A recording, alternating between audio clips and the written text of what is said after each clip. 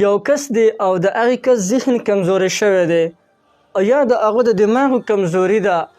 کله چې د انسان سبق زود کې بیا ته نه ایر شي یا یو خبرې اته نه بار بار اریږي، دا د انسان د دماغو او د ذهن کمزوري. نو کوم یو انسان چې دا غواړي چې زما د دماغو کمزوري ختمه شي،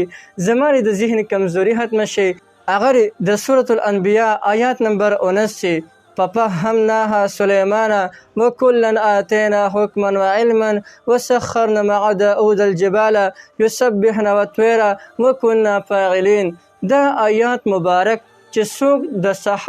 څوک روزانه د سحر د مانځه نه پس لس ځله وایي، انشاءالله چې الله جل جلاله به ذهن تیز کړي. یا که چاته دا وظیفه ګرانې یو ډیره آسانه وظیفه ورته ښیمه، کم یو انسان چې د هر فرض مانځه نه پس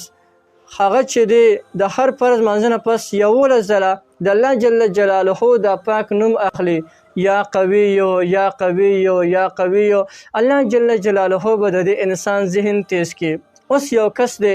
او هغه کس وایي چې یاره زموږ دپاره ساختونه پکار دی، یو داسې سخت پکار دی چې بس هغه موږ وخورو د هغې سره زموږ ذهن تیز شي. نو هغه ځان سره یاد ساتئ. د سورة رحمان آیات نمبر 2-3 علم القرآن خلق الانسان علمه البیان، او د سورة القیامه آیات نمبر 17-18 ان علینا جمعه و قرآن فاذا قرأناه فاتبع قرآن، او د سورة البروج آیات نمبر 21 بل هو قرآن مجید فی لوح محفوظ. دا 15 آیاتونه چې څوک په چینی پلیټ باندې ولیکي او بیا هغه په اوبو باندې ووینځي، او یو داسې مریض چې د هغه د ذهن کمزوري